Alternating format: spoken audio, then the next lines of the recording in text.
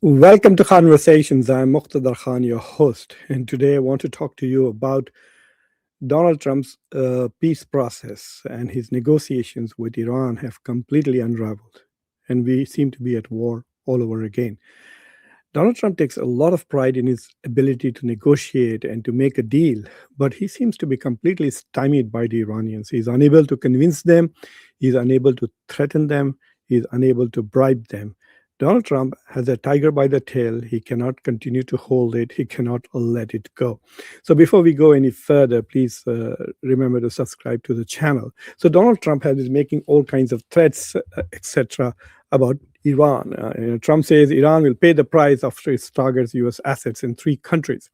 And I want to show you a tweet by Donald Trump in which he says, "Last month, I directed our great U.S. military to execute a secret mission to support oil tankers and other commercial ships through the Strait of Hormuz. I don't know how it could be secret if even if one ship was helped, everybody would have known. Today, I'm pleased to announce that this effort has resulted in more than 100 million barrels of oil making its way through the strait and into the open market. More than 200 commercial ships have safely traveled through the strait. This wildly successful effort is because the United States of America controls the Strait of Hormuz, not Iran." So this is the crux of his claim that it's the United States which now controls the Strait of Hormuz. If the US controls the Strait of Hormuz, then what is the problem? Just open it. Just open it and let things be normal and come home, end the war, or continue to hold on to Hormuz. So I don't understand this. What I find astonishing is that Donald Trump has been making so many claims from the beginning of this war. He started by saying that within a week or within 4 to 6 weeks, this whole war will be over. Iran would surrender unconditionally. Those are his words. We will have a new regime in Iran which will be doing whatever Israel wants. That was the plan, right? So, what has happened? When will Donald Trump wake up and smell the coffee? When is he going to realize that he has failed to achieve all his maximalist goals? This whole idea that the Iranians will rise in opposition and there will be a revolution and the regime will collapse, all of that has completely gone out of the window. Even he doesn't say that anymore. So, what has Donald Trump achieved so far? Has he caused some damage to Iran? Yes. Has he pushed back Iran's development? Yes. Have they killed thousands of people? Yes. I mean, Israel and the US, we kill a lot of people all the time. Okay, Israel has killed another 3,000 plus people in Lebanon, and the genocide in Gaza still goes on with American support and weapons and help and all of that. But the US seems to be completely stymied by the Iranians. This wildly successful effort is because the United States of America controls the Strait of Hormuz, not Iran. Their military is defeated and their economy is lost. It's over for Iran. Thank you for your attention to this matter. Now, I don't understand, like, what is the point of a post like this? Even a little kid would say, okay, if their military is defeated, their economy is lost, if it's all is over for Iran, why is the war still on? Why are we there? What are you negotiating for? If you have destroyed Iran, just walk away or walk in and take it, and give it to Israel. So, so that's the point I'm trying to say. Like, I don't know who believes this stuff. I'm sure there are at least 38% people in this country who believe this crap. Absolute nonsense. Otherwise, why would his approval rating still hover around that figure? But anyway, so in the past 36, 40 hours, there has been a hot war. The US has bombarded many places, has bombarded an island, has hit some refineries in Iran, and Donald Trump is now threatening to destroy more bridges and power plants in Iran. Iran, on its part, has shot down an Apache helicopter with a drone, and the United States, and it has also attacked Jordan. It has attacked Bahrain. It has attacked Kuwait. So even though Donald Trump says he has destroyed all of this, Iran is still able to attack three countries, and it's targeted all U.S. bases in those three countries. In fact, another few hours before that, one of Iranian's missiles actually hit an Israeli military headquarters or office or whatever it was in northern Israel. So in the last 48 hours, Iran has not only attacked Israel but has attacked Jordan, Bahrain, and Kuwait. It's attacked four countries, all of these places which have US bases. We haven't received any damage assessment as of now. Obviously, there have been no casualties, and thank God, no fatalities. Otherwise, we would have heard of it. And But something interesting happened when when the Iranians shot down the American Apache. It was with a drone. Apparently, the drone got stuck between the two pilots and didn't explode. It was on fire but did not explode. If it had exploded, those two lucky pilots would have died. And so they brought the helicopter down, and I guess into the water, I suppose.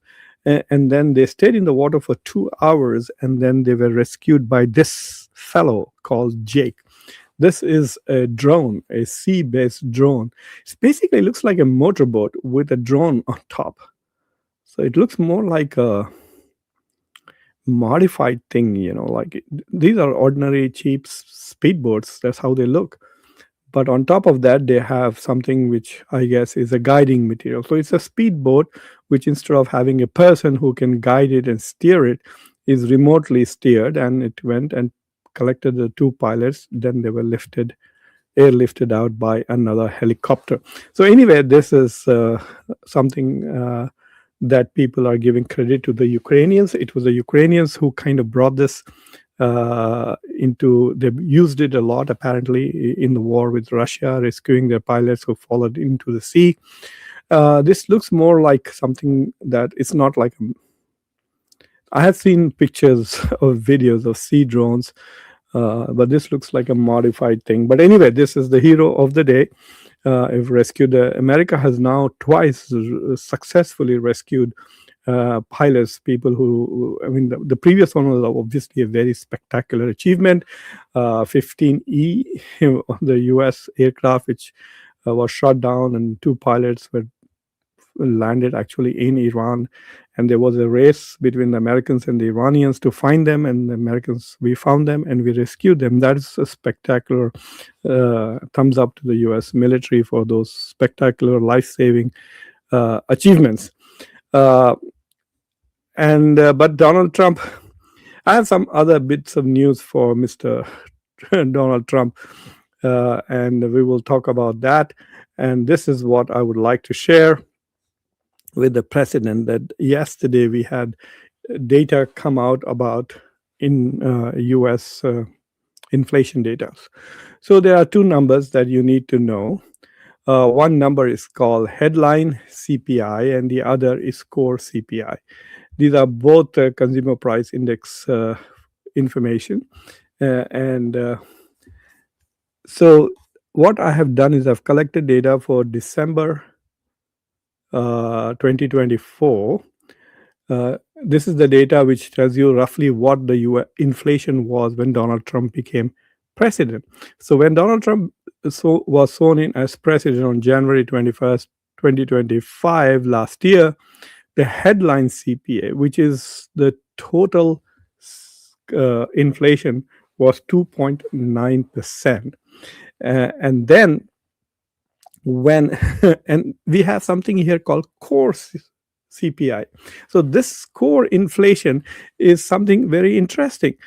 This core inflation is energy and food is removed. So I don't know why you would remove energy and fuel, because those are fundamental for most ordinary Americans. That is the core element. Oh my God, gas is expensive, going to work is expensive, going anywhere is expensive. Even if I want to stay within the country, not go abroad for a vacation, if I just want to go meet my aunt somewhere, cousin somewhere, go to the beach on the weekend, it's going to cost me a lot more. Before the war, gas was around 2.9 here in Delaware. Now it's 4.2. So anyway, the core inflation was 3.2%. Then on February 27, this is 24 hours before the war started, the inflation, Donald Trump, well, he bragged about bringing it down, and he was correct. He brought down headline, which means the total inflation, to 2.4%, So basically, in that 1 year as president, he was able to reduce inflation by 0.5%. And then he was able to actually reduce the core inflation by more than a 0.5%. If you remember, there was a lot of this chatter about how expensive eggs had become. And so he was very proud of the fact that he had brought down the price of eggs. So it came down to 2.5%. And then today, that is June 10th, the inflation is now, the headline inflation is 4.2%. And the core, which means you take out gas and you take out food, it is 2.9%. So this is an important figure. Even if you ignore gas and energy and food costs, so the core inflation is up there at 2.9%.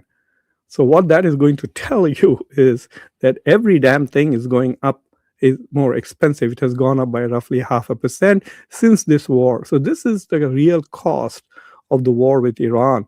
And on the total inflation, it's at 4.2%. And so Donald Trump is saying that, and in his comments today when he was asked about this number, I think Donald Trump has a very low, his perception of his own supporters is that they must be very, very dumb and ignorant, because he said, I love inflation. So his idea is that as soon as the war stops, this is going to simply crash. As soon as this war stops, this inflation is going to drop. No, my dear friend, it is not. For example, there is this concept that a lot of oil dealers talk about, and that concept is about how the price of gas goes up like a rocket. So if any time there is some provocation, the price of gas and oil just shoots like a rocket. It goes up like it did, right, from 65 before the war to up to 118 at one point, 120. It's right now around 90, I think, the Brent oil price. Yesterday it was at 97%. I can check for you right now what the Brent oil price is. Brent oil price right now is $94. So if you are buying Brent, it's 94. If you're buying American crude, the what is called as West Texas thingy, that's about $92. So yes, it's bloody expensive right now. So it's at $94. That's the price if you're going to buy oil. But it does not come down like a rocket. It comes down like a feather. So it will come down slowly. What that really means is that even if the war stops today, the price of gas is not going to go back, at least in Delaware, to $2.9. It is at 4.1, 4.2 today. So it will take several months for it to go down. And of course, the oil companies will be making huge profits from this. And that is a huge problem for Donald Trump. That's why he's so frustrated. For those of you who like to see it in figures, this is what I want to show you. The first two figures that you see, this is how inflation looked at when Donald Trump became president. This was how it was when he went to war with Iran. And this is how it is. And you can see the total inflation is now at 4.2%. So that is where we are. Donald Trump made lots of promises about this war.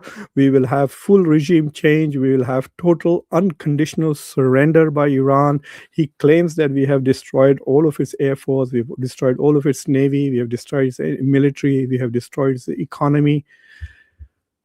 Then send a bunch of kindergarten kids to go take Iran. It should be defenseless, isn't it? But that's not the case. That's not the case. The Strait of Hormuz is also blocked at the moment, and the Iranians saying that now they are also going to block it. We will find out within a few hours as to how many ships have successfully gone through the Strait of Hormuz and how many have not. So that's where we are today. Donald Trump has threatened to destroy Iran. So we are back at war. There is no negotiations going on. The Iranians have simply stopped responding. Donald Trump said he had a phone call with the Iranians. The Iranians said we did not have a phone call. So there's also an internal struggle going on between the Iranians. The hardliners, especially from IRGC, are not interested in making any concessions. So as far as Donald Trump is concerned, he's stuck between, like I said yesterday, he's stuck between Netanyahu on one end, trying his best to ensure that there is no ceasefire. So Netanyahu is going around killing people in Lebanon, which is putting pressure on the Iranians. And so the Iranians are telling Americans, look, as long as there is war in Lebanon, there is no ceasefire. So even if there's an agreement on the broad framework between the Iranian negotiators and the US negotiators and the Pakistanis who are mediating and the Qataris who are there today again, the Qataris have gone again to Tehran today. So if they are mediating there, if there's war going on in Lebanon, Donald Trump made all this fancy phone call and told Netanyahu, are you crazy? What are you doing in Lebanon? This and that. And nothing happened. Netanyahu went and bombed. And doesn't Donald Trump understand this? I've said this many times. Donald Trump thinks that he's king of America. No, you're not king. You're constrained by the Constitution. That's why the Supreme Court threw out his tariffs policy. And yesterday, a high court threw out his $100,000 fee on the H-1B issue. So the courts are telling Donald Trump, you just can't make any rules as you like. You're not king of the United States.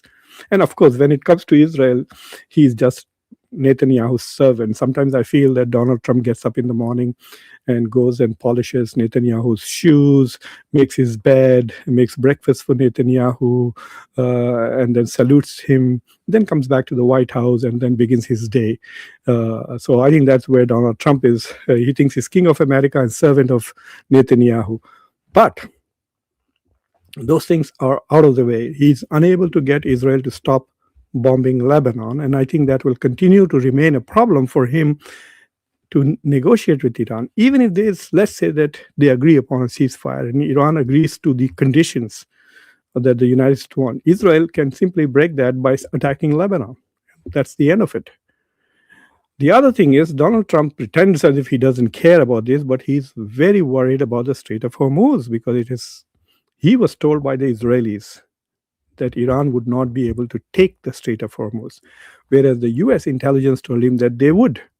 This man did not listen to his own intelligence agency, did not listen to his own generals, just did what a foreign country ordered him to do. And now he's stuck. His biggest problem is that the Iranians want half of the $24 billion that the US has frozen, half of it released before they agree and half of it released afterwards. They're not even talking about the nuclear issue yet.